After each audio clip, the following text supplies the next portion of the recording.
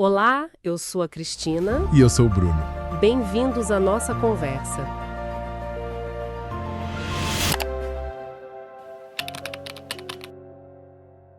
Olá, que bom ter a companhia de vocês para mais um bate-papo. Hoje, o tema é algo que, todo mundo conhece bem: pressão. No trabalho, em casa, nos nossos planos, nos relacionamentos. Ela tá sempre por perto, né? Com certeza, é uma constante mesmo. E a gente fica naquela: será que a pressão é sempre ruim? Ou será que o jeito que a gente lida com ela que faz a diferença? Exato, é isso que a gente quer explorar um pouco hoje.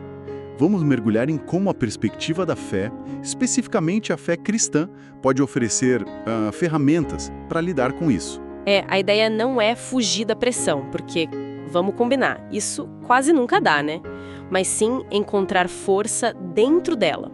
A conversa aqui é sobre como essa visão de fé pode ajudar não só a suportar, mas quem sabe até usar a pressão de um jeito positivo. Legal. Então nossa missão aqui é pescar umas ideias-chave, uns exemplos práticos de resiliência, de força interior, olhando por esse ângulo. E o primeiro ponto que já me chamou a atenção é esse: a pressão não ser necessariamente a grande vilã. Às vezes ela é aquele empurrãozinho para a gente não ficar parado, acomodado. Isso mesmo, a forma como a gente enxerga a situação é fundamental. Tem um salmo, na Bíblia, onde o autor, o Davi, mesmo cercado de gente contra ele, via aquilo como uma plateia para Deus mostrar o seu poder. A fé numa promessa maior pode, assim, reconfigurar totalmente o obstáculo. A escolha é: esse gigante é o fim da linha ou é só parte do cenário da minha jornada? Faz todo sentido. Me lembrou na hora aquela analogia do futebol, sabe? Imagina um clássico, Maracanã lotado. Para alguns jogadores, aquela pressão da torcida contra, aquele barulho todo, vira combustível.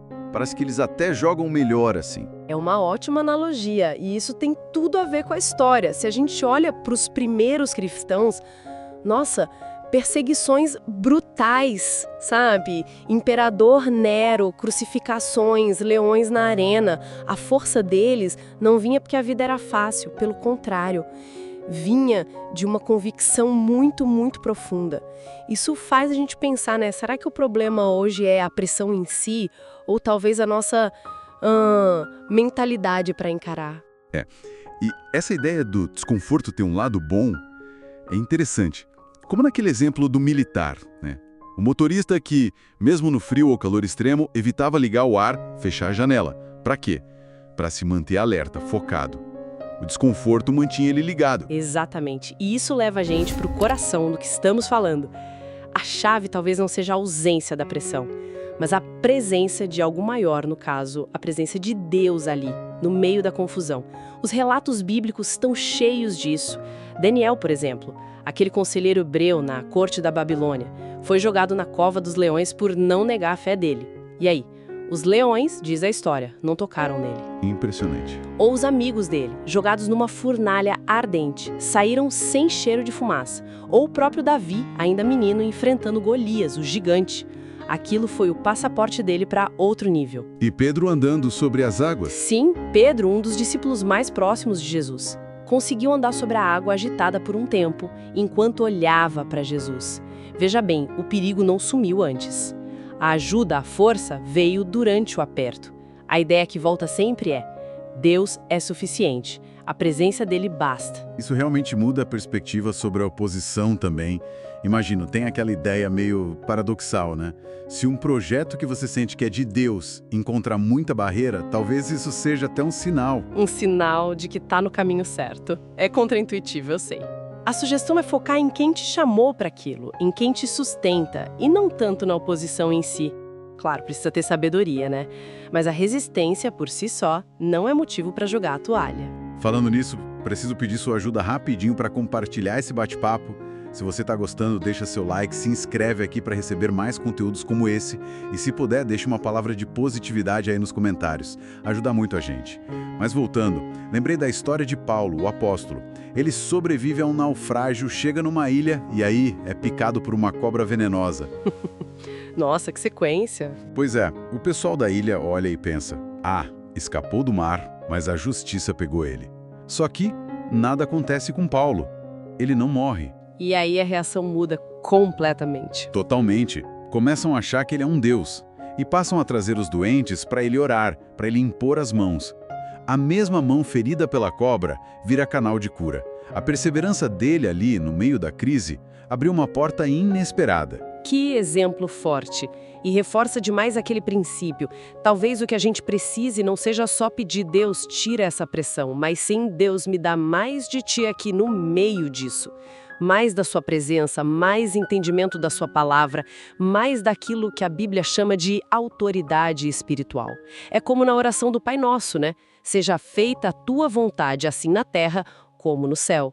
É um convite para trazer a realidade do céu para a nossa luta aqui na terra. Então, para a gente ir amarrando as ideias, a pressão faz parte do jogo da vida. Não tem muito como escapar.